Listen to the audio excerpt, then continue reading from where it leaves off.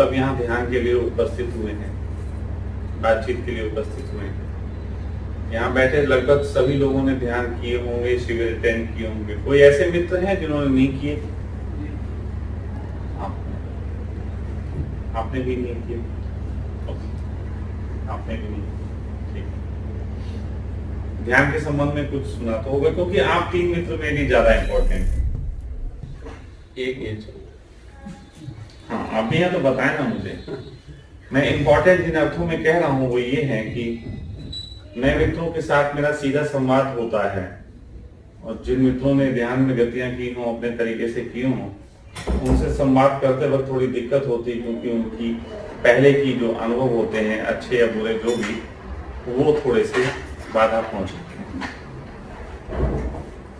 तो क्योंकि अभी तक हम सब लोग जितने भी यहाँ उपस्थित हैं, मैं समझता हूँ 3-4 के अलावा मैं उनसे भी बात करूं कि हम सब जितने उपस्थित हैं, हम सब ने जब ध्यान किए होंगे तो मैं समझता हूँ ये सब जरूरी होते होंगे ना, म्यूजिक सिस्टम जरूरी होते होंगे। लेकिन मैं सच बताऊं, इसका आदी नहीं, मैं इसका आदी नहीं, क्योंकि ये बहाना है। मैं आपसे कहूं कि ध्यान करें, कि म्यूजिक पे करें एक अच्छा म्यूजिक सिस्टम, फिर कभी हफ्ते भर बाद हम मिले, पूछे ध्यान किया, सिस्टम खराब था, सीडी नहीं थी, ये बहाने, मन के बहाने। तो ध्यान जो है वो असल किन्हीं भी परिस्थितियों में, किसी भी जगह पर, किसी भी माहौल में किया जा सकता है, ये पहली बात। लेकिन एक छोटी सी भूल हो गई हम लोगों से, और वो भूल ये हो गई कि हमें लगता है कि ध्यान के लिए एक माहौल की जरूरत होती है। यहाँ पे स्वामी जी की पत्नी उपस्थित हैं। पत्नियों की एक बड़ी शिकायत रहती है, और वो शिकायत ये रहती है कि तुम जब आश्रमों से आते हो, तुम जब शिविरों से आते हो, ध्यान करके घर आते हो, तो तुम्हें कोई परिवर्तन तो दिखाई नहीं देता, बल्कि तुम और ज्यादा नखरे करते हो। तुम बच्चों के म्यूजिक सिस्टम बंद कर देते हो, तुम बच्चों के या टीवी का चैनल बदल देते हो, अपने ध्यान के चक्कर में तुम घर में आके बवाल पैदा कर देते हो। तो क्या हम आश्रमों में और शिविरों में ये सीखने जाते हैं कि कैसे घर पहुंच के हम उपद्रव पैदा कर सकें? क्यों माँ जी, होता नहीं होता है? आश्रम से आने के बाद 2-3 दिन तक इन लोगों को लगता होगा बड़ी शांति की जरूरत है, तुम लोग उपद्रवी हो, ऐसे वैसे। तो क्या है, इसमें थोड़ी सी गलती आपकी है, और थोड़ी सी गलती आश्रमों की और शिविरों के संचालकों की। और वो गलती ये है कि वो आपको आश्रम में परिवार से भिन्न परिवेश देते हैं, परिवार से भिन्न परिवेश देते हैं। और जब परिवार से भिन्न परिवेश होता है तो परिवार के बीच, हमारे बीच एक दरार पैदा हो जाती है। मैंने जब सबसे पहले 2002 या 3 के आसपास जब पहली बार शिविर लिया एक, तो मैंने वहां पे बेंगा बॉयज के गाने बजाए, इंग्लिश के गाने बेंगा बॉयज वगैरह के होते थे, मैंने वो गाने बजाए। तो वहां तो बहुत से सन्यासी मुझसे नाराज हो गए, करेंगे कर क्या रहा, ये तो उपद्रव। मैंने कहा कि ये उपद्रव तुम्हें लगता है, लेकिन मैं तुमसे कहता हूं कि आज तक दुनिया में जितने भी गाने रचे गए, मैं हिंदुस्तान की बात थोड़ी ज्यादा कर देता हूं इसमें, कि दुनिया में जितने भी गाने लिखे गए, जितने भी गीत बोले गए, वो सब परमात्मा के लिए बोले गए। उसका फिल्मांकन जो है वो हीरो हीरोइनों पे कर दिया गया। तो हम उनके बोलों पे और उनकी गहराइयों पे हम काम नहीं करते। हम हमेशा देखते हैं कि जैसे ही कोई गाना बजता है, हीरो हीरोइनों के चित्र हमारी आंखों के सामने आने लगते। अगर थोड़ी देर के लिए हम हीरो हीरोइनों के चित्र हटा दें और उन गानों में हम भक्ति का भाव ढूंढ लें, तो फिर अचानक घर के अंदर बच्चों से हमारी मैत्री हो जाती है। वो बच्चे अपने गाने सुन रहे हैं, अब हम भजन नहीं लगा रहे, बच्चों के उन्हीं गानों को भजन बना लिया। और अगर ये कला थोड़ी सी हम सीख पाए तो सही मानों में हमारा आनंद फैलता है, क्योंकि हम परिवार को ही राजी नहीं कर पा रहे पूरी जिंदगी।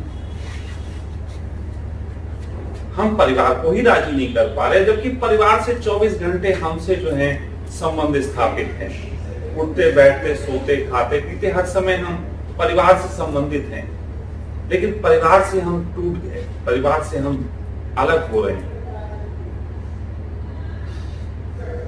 मैं सच कहूं तो आज मुझे प्रतीत होता है कि अगर 96 और 97 में मुझे ये समझ मिल गई होती या मुझे भी कोई सखा मिल गया होता तो मेरा परिवार नहीं छूटता। जो 14 साल में उससे अलग रहा वो मुझे नहीं रहना पड़ा।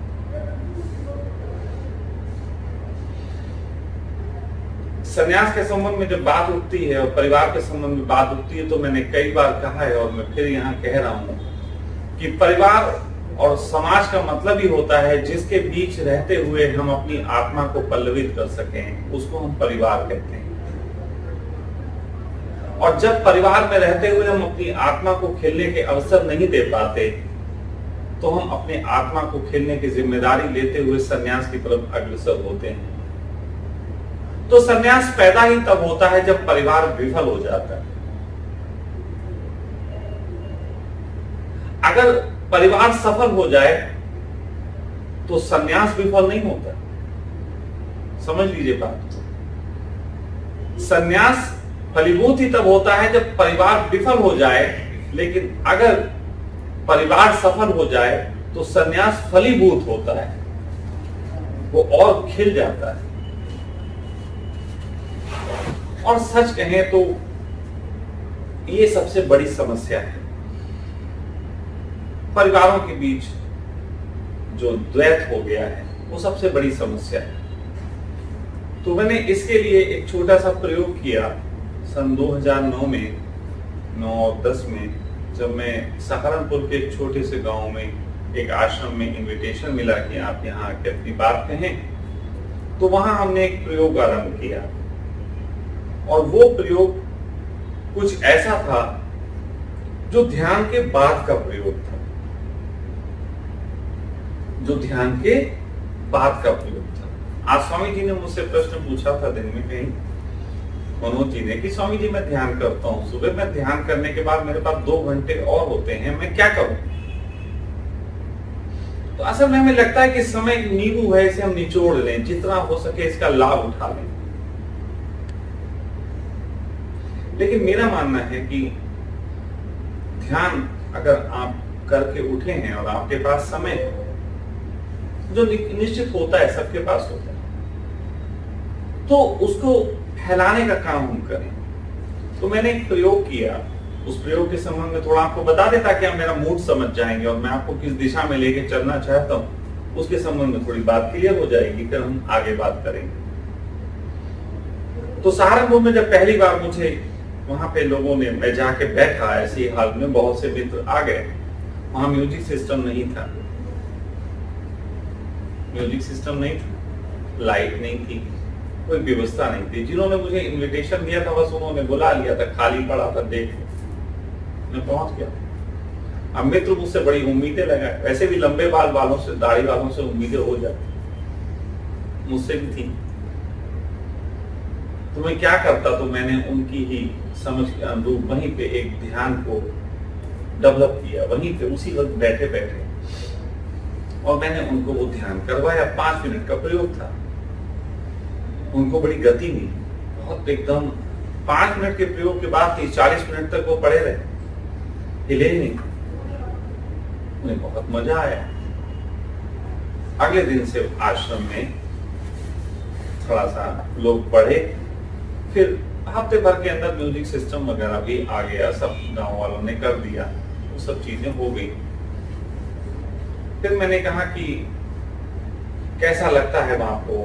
बोले स्वामी में ध्यान नहीं होता था, आप आ गए हो, अच्छा है, यहाँ आश्रम में इस जगह पे थोड़ी शांति में ध्यान हो जाएगा, अच्छा होगा।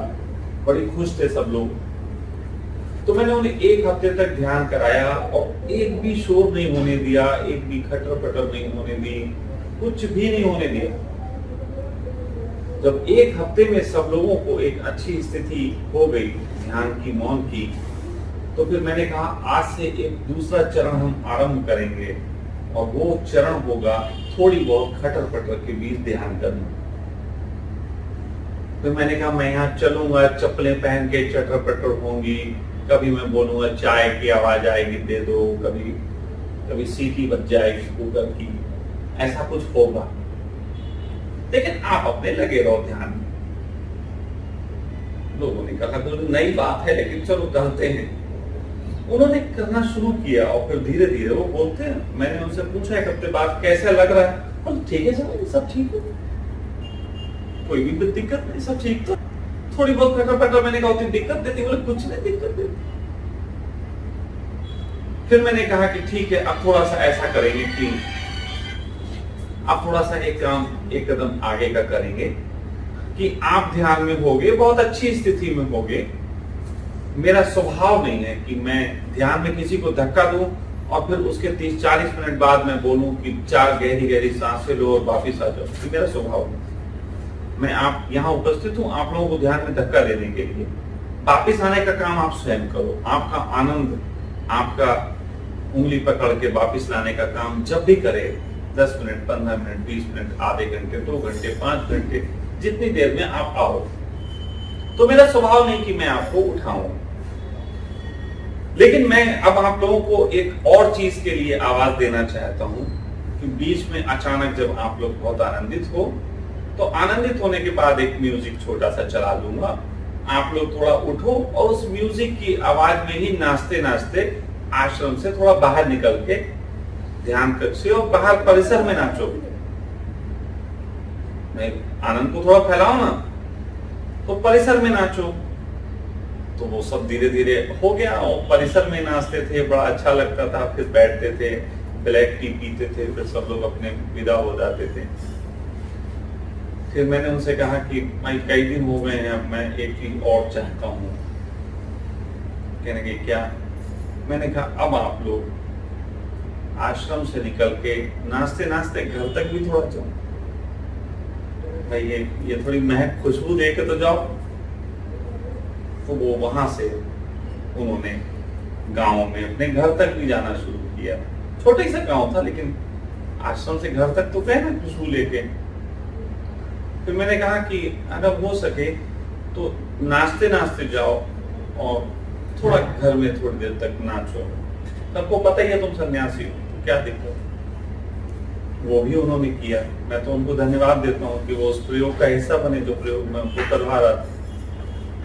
लेकिन धीरे धीरे फिर एक दिन मुझे बड़ा अच्छा लगा कि मैं दिन में निकला तो एक लड़का जो कि ध्यान करने आया था वो अपने खेत पे काम कर रहा और उसके पड़ोस में मोबाइल पे गाना बज रहा कि चल खुला है मैं खाना, वो वाला गाना बज रहा था उसके मोबाइल।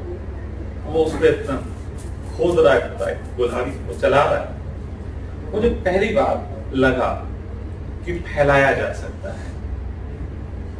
फिर मैंने उनको कुछ दिन कहा कि अब 2-4 दिन मत आओ, रोज ही आते हो मत आओ, थोड़े दिन घर पे कर लो। वहां भी तो चप्पलें बजती हैं, कुकर की सीटी की आवाजें आती हैं, सब होते ही। घर में कर लो। म्यूजिक सिस्टम तो मैं भी यूज ही नहीं कर रहा हूँ, आप लोगों को बता ही दिया, आप वहां करो। 2-4 दिन की छुट्टी, हमें भी आराम दो। तो वो फिर वो 2-4 दिन के लिए छुट्टी हो गई और वो अपने घर पे करने लगे। फिर एक दिन मैंने मीटिंग करके कहा, मैंने कहा ये लगभग 3-4 महीने का प्रयोग पूरा हुआ और मैं चाहता हूं कि अब इसके संबंध में आप रिजल्ट्स बताएं मुझे बताएं कि आप लोगों के साथ जो है कैसे अनुभव रहे। तो उन्होंने एक बात कही कि स्वामी जी सच कहें तो पहली बार ऐसा लगा है कि घर में और आश्रम में कोई बहुत अंतर नहीं है। पहली बार ऐसा लगा कि घर में आश्रम में कोई अंतर नहीं है। वरना आश्रम में जाते थे, ध्यान थोड़ा कर लेते थे, थोड़ा अच्छा लगता था, लेकिन घर आके वो अच्छा लगना बंद हो जाता था। हम फिर दोबारा आश्रम जाते थे कि फिर अच्छा लगे। और वहां अच्छा लगना और घर में बुरा लगना, आश्रम में अच्छा लगना घर में बुरा लगना। तो पत्नियां सोचती पता नहीं तुम आश्रम क्यों भाग जाते हो।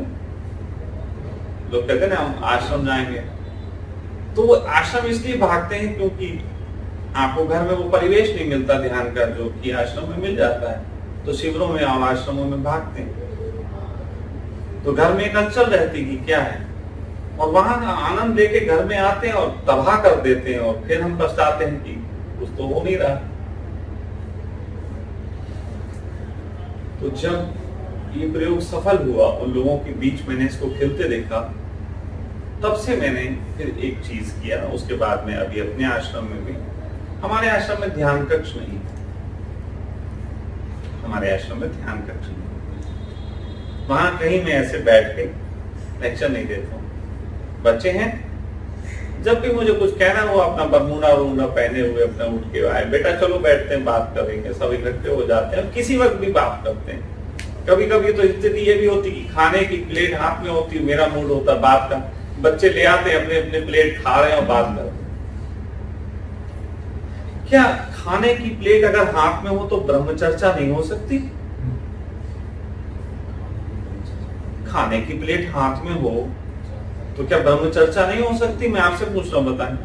अभी अच्छी हो सकती है, हो सकती है, बिल्कुल। चाय के कप के साथ हो सकती, ब्रह्मचर्चा होने में क्या? जब ब्रह्मचर्चा हो सकती है तो ब्रह्म स्वाद जिसको हम ध्यान कहते हैं क्यों नहीं हो सकती?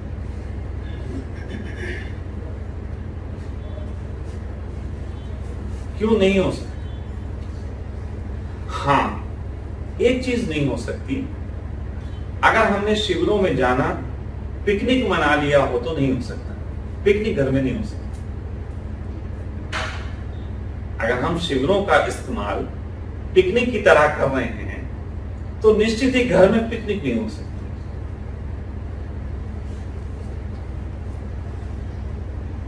क्या आप लोगों को समझ में आ रहा है कि मैं क्या कहना चाह रहा हूं? अच्छा, क्या मैं आश्रमों के विरोध में बोल रहा हूं? अच्छा, क्या मैं परिवारों के विरोध में बोल रहा हूं? मैं यहां पे एक दूसरी बात कह रहा हूं, और वो मैं अपने आश्रम में भी कहता हूं। आश्रम वो जहां जाके ध्यान ना करना पड़े।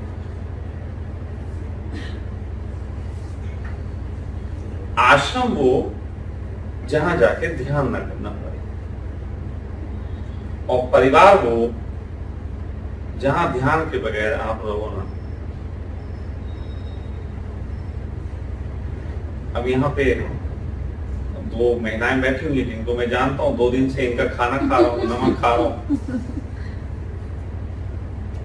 2 दिन से इनका नमक खा रहा हूँ, तो मैं इनसे भी कुछ बात कहना चाहता हूँ। आपने तो हिंदू रीति के हिसाब से शादी की थी, भाग के तो नहीं की? पूछ रहा हूँ, जानकारी मुझे होनी चाहिए। मंडप में बैठे थे, फेरे लिए थे, कौन कौन से वचन लिए थे? क्या थोड़े से वचन में याद दिलाऊं? नहीं, थोड़े से मुझे मतलब वाले याद दिलवा दूं। मैं थोड़े से वचन याद दिलाऊं। एक वचन सबसे कीमती वचन है, जिसमें कहा जाता है कि जब कभी पति किसी धार्मिक अनुष्ठान को करे तो उसकी पत्नी को उसका दायां अंग बन जाना चाहिए। बाकी वचनों में वो बायां अंग, लेकिन जब धार्मिक अनुष्ठान कोई करता है तो बाएं अंग नहीं है स्त्री, तब दायां अंग है। सुना? याद आया? कुछ नहीं आया? थोड़ा थोड़ा आया होगा, क्योंकि पंडित इतने जोर से सुनाते याद आ ही जाता। दायां अंग क्यों कहा जाता है? दायां अंग बनने को इसलिए कहा जाता है कि जिस समय पति कोई धार्मिक अनुष्ठान करता है, धार्मिक अनुष्ठान के समय के साथ साथ रूप बदलते हैं। पहले पूजा पाठ होती थी, यज्ञ होते थे, और तरीके के अनुष्ठान होते थे। वही अनुष्ठान बढ़ते बढ़ते बुद्ध के बाद से ध्यान होने लगे, मेडिटेशन होने लगे। ये अनुष्ठान ही है, ये अनुष्ठान है। तो किसी भी पुरुष को अनुष्ठान की जरूरत इसलिए पड़ती है कि वो दुनिया में जो कर्म करता है उससे एक थकान पैदा हो गई होती है। आप समझ रहे हो? मैं आप महिलाओं से ज्यादा बात कर रहा हूं इस समय, कि जिस समय सामाजिक जीवन में कर्म को जीते जीते पुरुष थक जाता है, उस थकने के बाद एक विश्राम की जरूरत होती है, और उस विश्राम के वक्त एक अनुष्ठान की जरूरत पड़ती है, जिसे आज के समय में हम ध्यान के रूप में जानते हैं। तो जब पुरुष थका हो और उसे अनुष्ठान की जरूरत हो, तो पत्नी का फर्ज है कि दाएं अंग का रोल निभाए। दाएं अंग का रोल होता है कि जो उसका भार है वो अपने कंधे पे थोड़ा सा ले और पति को बोले कि हाँ तुम इस पे बढ़ो। और उसका कारण है कि अगर उस वक्त पत्नी ने ये रोल नहीं निभाया तो उस वक्त गाड़ी का एक पहिया थकान के कारण इतना टूट जाएगा कि फिर गाड़ी एक पहिए को उठानी पड़ेगी। इसलिए वो थकान ना आ पाए। और यहीं पे एक बात जो आपका हिंदू धर्म कहता है, मैं नहीं कहता, हिंदू धर्म कहता है कि धर्म के लिए फर्ज त्यागे जा सकते हैं। धर्म के लिए फर्ज त्यागे जा सकते हैं। जैसे कई बार लोग कहते हैं स्वामी जी बच्चों का ख्याल रखना है ये वो, लेकिन अंदर से बहुत थकान है, जी तो बहुत होता है, बहुत उदास रहता हूं, लेकिन बच्चों की जिम्मेदारी उठाने के लिए लगा रहता हूं, मैं आश्रम नहीं आ पाता, मैं ध्यान नहीं कर पाता। तो मैं उनकी पत्नियों से यही कहता हूं कि ये इतने थक गए हैं कि अगर इन्हें आराम नहीं मिला तो ये टूट जाएंगे। और इस स्थिति में कई बार लोग सामाजिक परिस्थितियों में डिप्रेशन में चले जाते हैं, कोई सुसाइड कर लेते हैं, कोई घर बार छोड़ के ऐसे जंगलों में निकल जाते हैं, बहुत बहुत कुछ करते हैं। ऐसी स्थिति में फर्ज त्यागे जा सकते हैं, धर्म अपनाया जा सकता है, क्योंकि धर्म अपनाने का मतलब है हम दोबारा से ताकतवर होकर लौटेंगे और परिवार को और अच्छे से संभालेंगे। मैं 14 साल तक अपने परिवार से दूर रहा,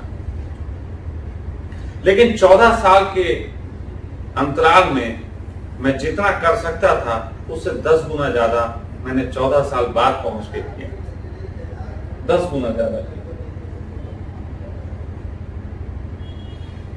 मैं कहना सिर्फ इतना चाहता हूं कि यहाँ पे क्योंकि पति भी बैठे हैं, इत्तेफाक से 2 पत्नियां भी आ गई हैं, जैसे मैं कह चुका हूं कि मैं नमक खाया है आपको, तो कुछ बातें इसलिए कर रहा हूं कि आपका परिवार बेहतर है। मैं इस परिवार में फिर आऊं, फिर कुछ खाऊं, फिर कुछ बात हो, लेकिन सब परिवारों के बीच कुछ ऐसी बातें होती हैं जो मुझे पता है, भले ही आप अपनी जुबान से ना कहो, मुझे अनुभव है। जी बिल्कुल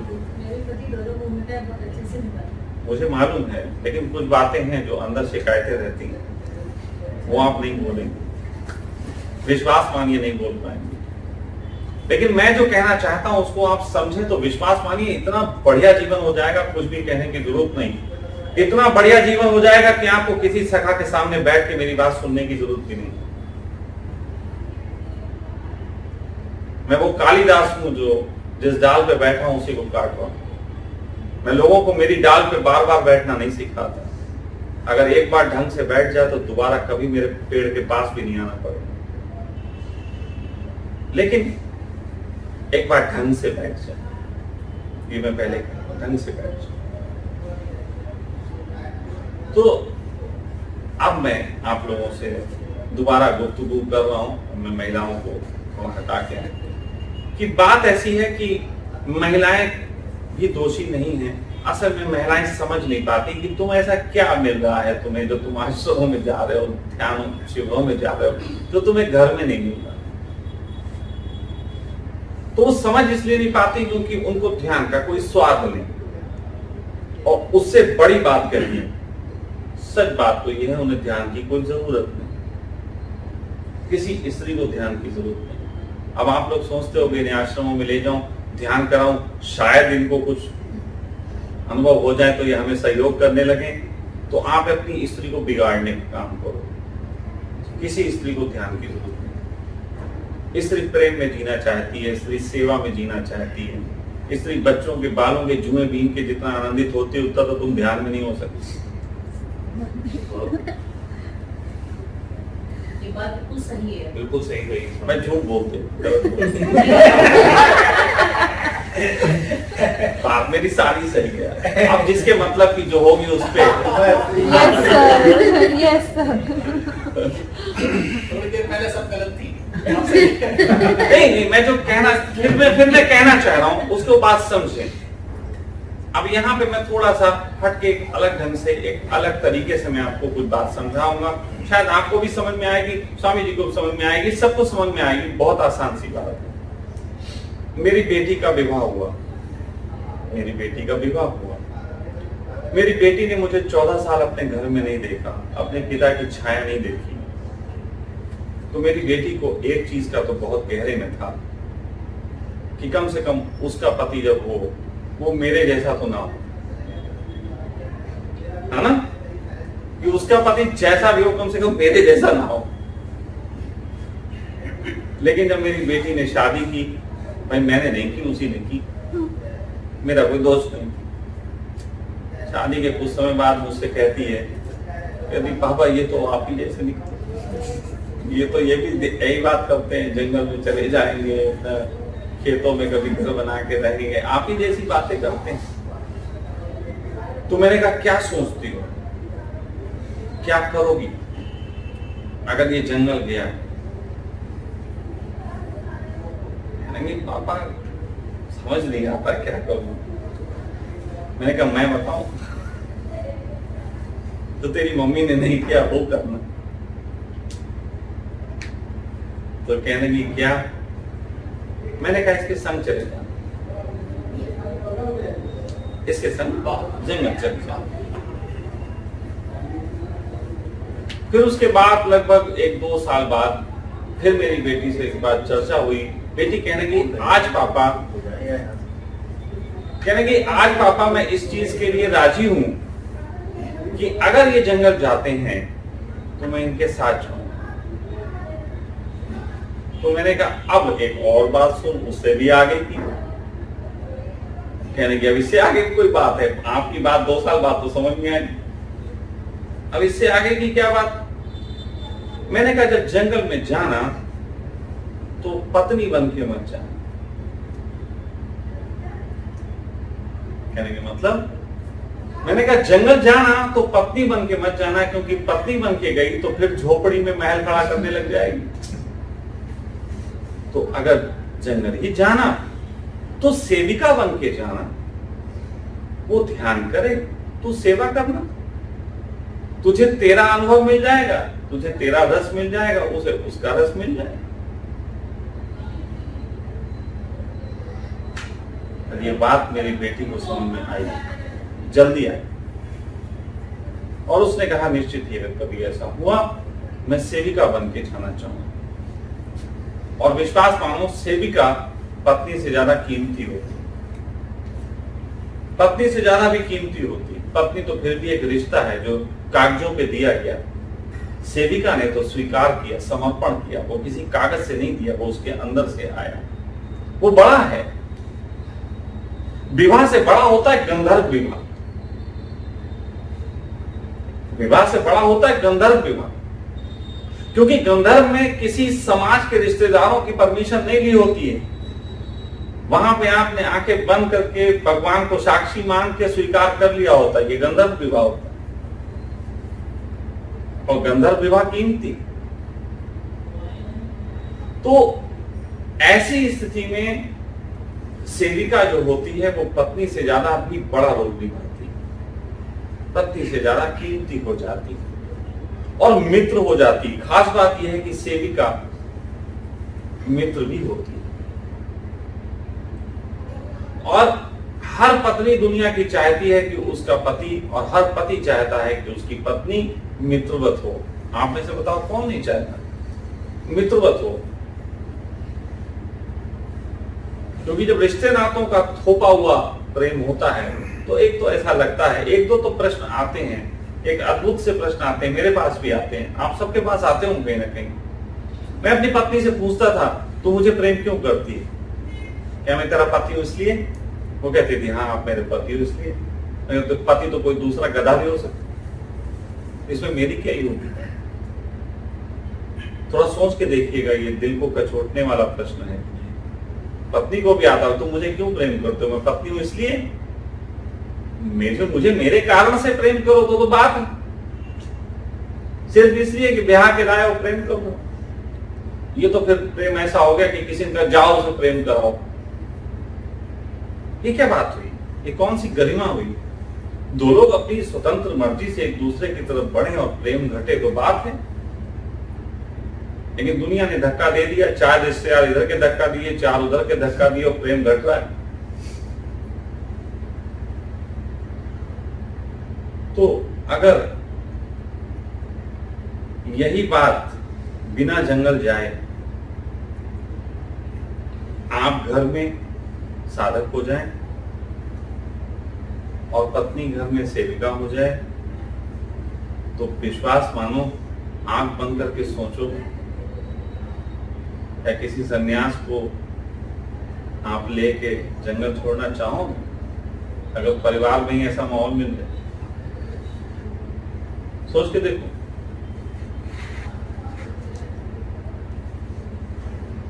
तो ये जो कला है, अगर इस कला को आप घर में निखार पाओ तो किसी आश्रम की जरूरत नहीं, सारे आश्रम दुनिया के बंद हो जाएंगे, मेरा भी। तो इसे मैं कहता हूं, मैं कालिदास हूं, जिस डाल पे बैठा हूं उसी को काट रहा हूं। तो यहाँ पे अब मैं आप लोगों को एक छोटा सा सूत्र ध्यान का देना चाहता हूं, जो ध्यान का सूत्र स्त्री और पुरुष दोनों के लिए है, ये मैं पहले बता दूं। दुनिया में 3 तरीके के स्वभाव होते हैं, धर्म की राह पर 3 तरीके के स्वभाव। पहला स्वभाव जो होता है वो योग का होता है, योगी। दूसरा स्वभाव तंत्र का होता है, तांत्रिक। तीसरा स्वभाव भक्त का होता है। और इन 3 स्वभाव के तहत दुनिया में सारी ध्यान विधियों का आविष्कार हुआ। इन्हीं 3 तरीके के स्वभावों के आधार पे 3 तरीके के वाहनों का निर्माण हुआ, जिससे आपको स्टेशन तक भेजा जा सके, जहां से अंतिम ट्रेन आप पकड़ सको। लेकिन चाहे योगी हो, शंकर जैसा, चाहे मीरा हो, चाहे कृष्ण हो, अलग अलग स्वभाव के सब लोग, लेकिन एक चीज की बात सबने की, और वो कॉमन फैक्टर है, और वो नाम है योग निद्रा। योग निद्रा को मीरा भी उपलब्ध हुई, योग निद्रा को शंकर भी उपलब्ध हुए, बुद्ध भी उपलब्ध हुए, योग निद्रा को महावीर भी उपलब्ध हुए। उसका एक रीजन है, क्योंकि हम सब भले ही अलग स्वभाव को पैदा हुए हों, लेकिन हम सब एक ही जगह 9 महीने विश्राम किए थे, वो माँ की कोख थी। माँ की कोख में बच्चा 9 महीने जिस अवस्था में रहता है, यदि बाहर जगत में आके हम परमात्मा के प्रति उससे अपनी नार, उससे अपना सिमरन जोड़ के पूरी जिंदगी इस अस्तित्व को परमात्मा का गर्व मान के जी सकें, उस अवस्था को कृष्ण ने योग निद्रा नाम दिया। योग निद्रा कोई सोने की कला नहीं। कई बार गलत हो जाता है, लोग गलत समझ जाते हैं, लोग समझते हैं कोई सोने की विधि। योग निद्रा सोने की विधि नहीं। मैंने फिर कहा, उसको रिपीट कर दूं, फिर समझिएगा गौर से, जो नहीं ध्यान दे पाए वो ध्यान दें। योग निद्रा एक अवस्था है जिसमें मां के गर्भ की तरह, गर्भ से बाहर आने के बाद इस जगत में आप जीते हैं। जैसे परमात्मा से आपका संबंध जहां पे नार के जुड़ा हो, जैसे मां के अंदर नार से जुड़े होते हैं, ऐसे परमात्मा के साथ आप सिमरन से जुड़ जाते हैं। जहां पे परमात्मा के साथ आपका 24 घंटे का सांसों का संबंध हो जाता है, जहां पे आपको ना भोजन के लिए अपनी तरफ से बहुत चिंता करने की जरूरत होती है, ना बहुत ज्यादा प्रयास करने की जरूरत होती है, आप बेफिक्र होकर जीते हैं, परमात्मा व्यवस्था करता है। कई बार आप सोचेंगे हम फिक्र करें तभी कुछ व्यवस्था हो जाए। मैं विश्वास से कहता हूं बिना फिक्र करे भी वही सब करो जो कर रहे हो, व्यवस्था तो हो ही नहीं। तो इस अवस्था को, इस तरीके की जीने की कला को योग निद्रा कहा। इस अवस्था को कैसे घट सकते हैं, इसके बहुत सारे प्रयोग हैं। वैसे तो बहुत लंबे प्रयोग हैं, थोड़े दिन लगते हैं, 20-21 दिन भी लग जाते हैं, 6-7 दिन 5 दिन कम से कम। लेकिन मैं एक छोटा सा प्रयोग आप लोगों को यहाँ पे उसका दूंगा, और वो प्रयोग देने से पहले मैं आप लोगों को एक छोटी सी कहानी 5 मिनट की और सुनाऊंगा। इतना तो बोर होना पड़ेगा आपको। कहते हैं कि भगवान शंकर के पास एक बार नारद बैठे चर्चा कर रहे थे। नारद ने कहा, भगवान आप इतनी भक्ति की और बड़ी बड़ी बातें करते हैं, क्या दुनिया में आपके ऐसे भक्त हैं भी, या खाली मूली में सब तमाशा चल रहा? तो शंकर ने कहा, भाई पता नहीं, तो तुम तो मुनि हो, महर्षि हो, जंगल में बहुत बैठे ओम ओम कर रहे हैं, जाओ परीक्षा ले लो। तो नारद जी उठे और नारद जी पहुंचे। नारद जी ने पहले व्यक्ति से वहां जाके कहा कि भाई मैं नारद, तू ध्यान करता है, मुझे पता है कि तू कब एनलाइटेड होगा, तुझे कब भगवान के दर्शन होंगे, मुझे पता है, तो क्या तू जानना चाहता है? अरे उसने कहा, बिल्कुल बताओ प्रभु, इतने दिन से बैठे हुए, मुझे पता तो लग जाए कब भगवान के दर्शन होंगे। उसने कहा, जिस प्रकार से तू साधना करता है, तेरी ऊर्जा को देख के मुझे पता है कि 10 जन्म बाद तुझे प्रभु के दर्शन हो जाए। उसने कहा, 10 जन्म बाद? फिर मैं पोकट में यहां बैठा, 9 जन्म अपने आनंद लूंगा, 10वें जन्म में जब मुलाकात होनी। बोला, बहुत बहुत धन्यवाद नारद जी, और फिर वो अपने चला गया। नारद ने कहा, देखो क्या मूर्ख था, मैंने स्पष्ट कही कि जिस ऊर्जा के साथ तू अभी करता है राता, ये ऊर्जा लगी रही तो 10 जन्म बाद मिलना होगा, तूने ऊर्जा ही छोड़ दी। अब जब तू शुरू करेगा फिर 10 जन्म बाद। तो उन्होंने कहा, यार फिर दूसरे के पास कर देखें, ट्राई करें भी 2-4 लोग। दूसरे के पास गए, उससे पूछा, उससे भी ऐसी बात पूछी, उसने कहा बताओ, उससे भी कहा 5 जन्म 6 जन्म, वो भी चलता बना। फिर एक के पास और पहुंचे, ऐसे 2-4 लोगों की उन्होंने परीक्षा ली, और सभी एक आदमी के पास पहुंचे, वो थोड़ा सा मौज में दिखाई दे रहा था, उससे उन्होंने जाके कहा कि मैं बताना चाहता हूं। उसने कहा, मुझे जानना ही नहीं। उसने कहा, भाई तू जान ले, जानने में क्या है? उसने कहा, मुझे जानने की कोई उत्सुकता नहीं है, लेकिन अगर आपको बताने की उत्सुकता हो तो बता दो। तो नारद ने कहा, वो जो सामने पेड़ है, उस पेड़ पे जितने पत्ते हैं, इतने जन्म बाद तेरे प्रभु को तुझे दर्शन होंगे। वो आदमी तो खुश हो गया, उसने प्रणाम किया, बोला, प्रभु बहुत बहुत खुशी हुई जान के। उसने कहा, अब? उसने कहा, अब क्या? उसने कहा, अब क्या करोगे? उसने कहा, जो पहले करता था वो अब करोगे। उसने कहा कि तुम्हें ऐसा नहीं लगता कि छोड़ो, बाद में अपने जाओ घर, बाद में कर लेना, कभी कई जन्मों का अपना आनंद हो। उसने कहा कि मैं इसलिए आनंदित हूं कि आपने कह दिया मुझे प्रभु के दर्शन होंगे, इतना पर्याप्त है मेरे लिए। इतने पेड़, सिर्फ एक पेड़ के पत्ते, इस जंगल में लाखों पेड़ हैं, सिर्फ एक पेड़ के पत्ते, इतना कम। और कहते हैं कि वो आदमी उसी वक्त उपलब्ध हो गया। नारद ने उसे प्रणाम किए और वो चले गए। इस कहानी का एक सार सीधा सा ये है कि परमात्मा को पाने के लिए इतने व्याकुल की बस अभी मिल जाए, प्राणों में ऐसी प्यास और अंदर से इतना सब्र कि सदियां बीत जाएं, जन्म बीत जाएं, तब भी मैं अपना लगा रहूंगा। अगर ये दो गुण आपके अंदर हैं तो आप साधक हैं। अगर ये दो गुण आपके अंदर नहीं है, कोई एक ही गुण है, उतावलापन बहुत है तो कुछ ना होगा, और सब्र बहुत है, उतावलापन नहीं है तो भी कुछ ना होगा। दोनों ही चीजें चाहिए। आपने देखा है वो एक स्त्री ने, कि वो स्त्री जब शादी होती है और जाके सुहाग रात के सेज पे बैठती है तो वो पल पल इंतजार करती है कि मेरा जो प्रेमी है वो आए। लेकिन जब प्रेमी पहुंचता है तो पागलों की तरह घूंघट उखाड़ के एकदम चिपट नहीं जाती, तब भी प्रतीक्षा करती है कि मेरा घूंघट तो उतारे।